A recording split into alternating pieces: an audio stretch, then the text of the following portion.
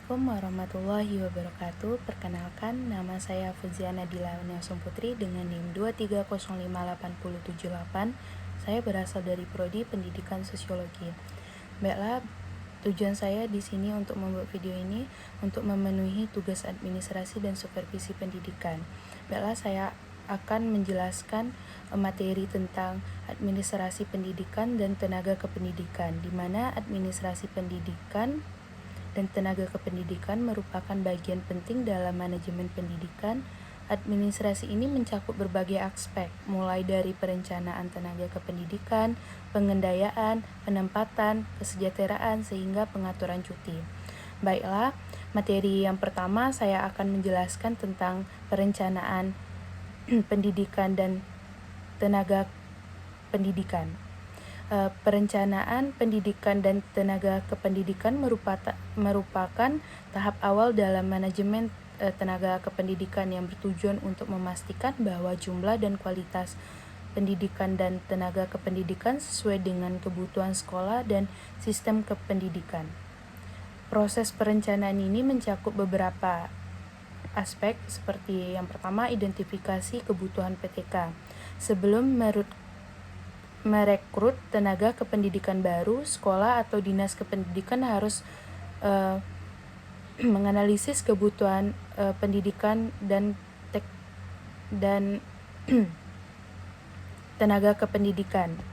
Yang pertama, jumlah siswa yang ada, rasio guru terhadap siswa, jumlah guru dan yang pensiun atau mengundurkan diri, pengembangan kurikulum dan kebutuhan mata pelajaran baru, dan kebutuhan tenaga administrasi dan staf pendukungan lainnya.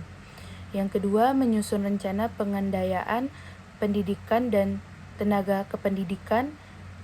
Setelah mengetahui kebutuhan tenaga kependidikan, sekolah menyusun strategi untuk mengadakan pendidikan dan tenaga kependidikan dengan mempertimbangkan kualitas akademik dan kompetensi yang dibutuhkan, ketersediaan anggaran untuk gaji dan tunjangan.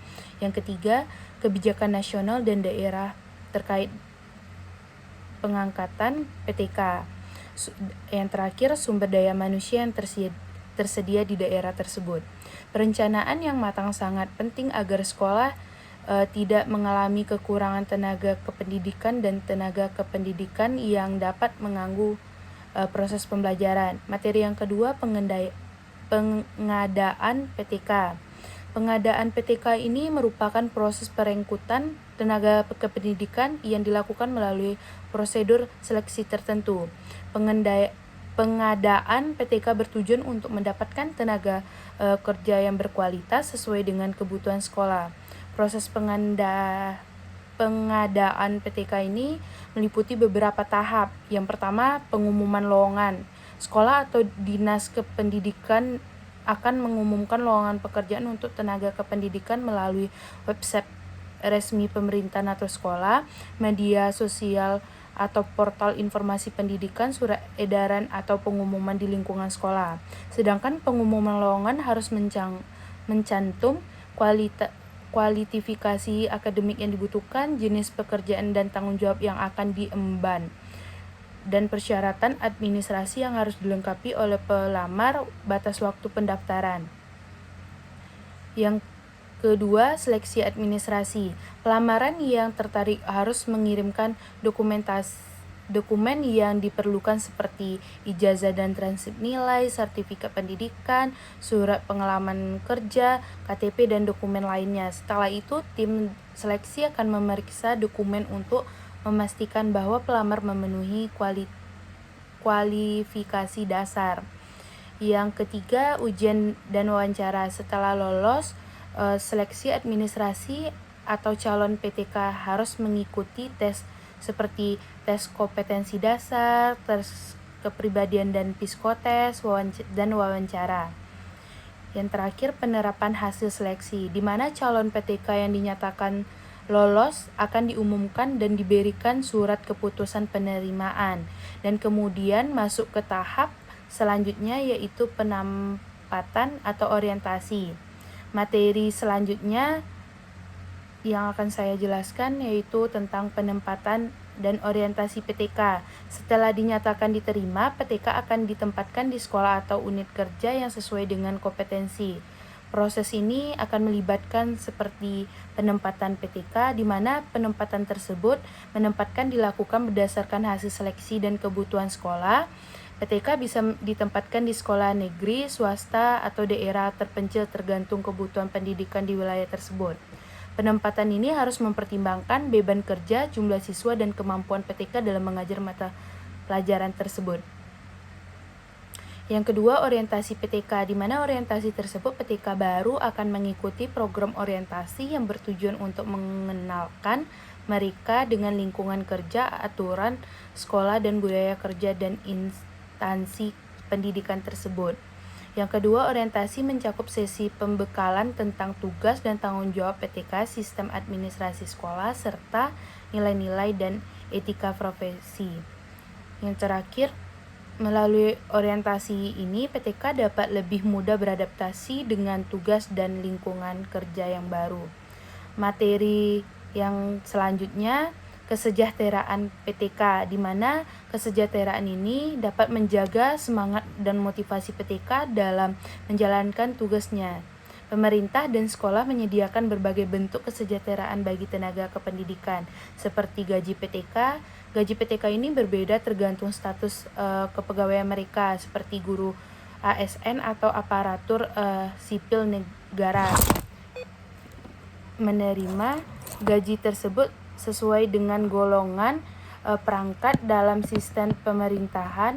Yang kedua, guru honor atau kontrak menerima gaji berdasarkan kebijakan sekolah pemerintah. Yang kedua, tunjangan PTK, di mana tunjangan tersebut dapat menerima berbagai tunjangan seperti tunjangan profesi guru bagi guru yang memiliki sertifikat pendidikan, tunjangan daerah terpencil bagi PTK yang mengajar di daerah sulit, tunjangan transportasi dan kesehatan untuk mendukung kesejahteraan PTK.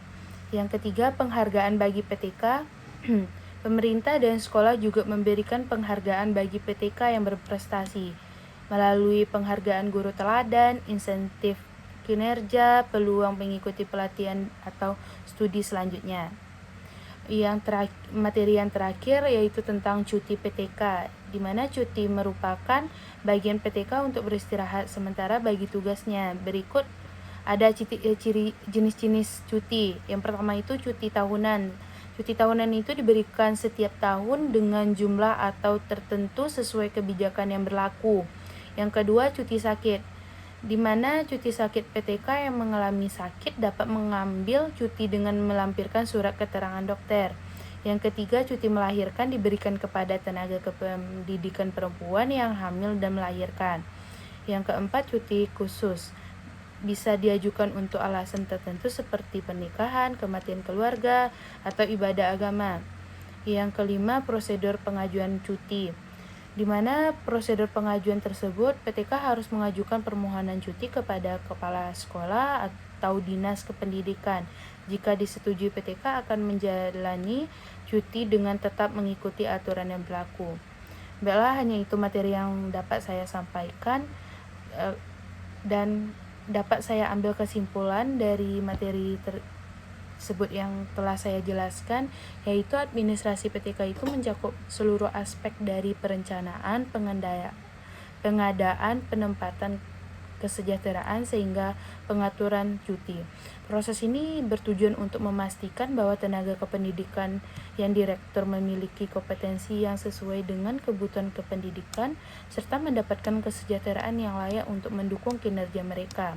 Dengan pengelolaan PTK yang baik, diharapkan kualitas pendidikan di Indonesia semakin meningkat. Sekian dari saya, billahi taufiq wal hidayah. Wassalamualaikum warahmatullahi wabarakatuh.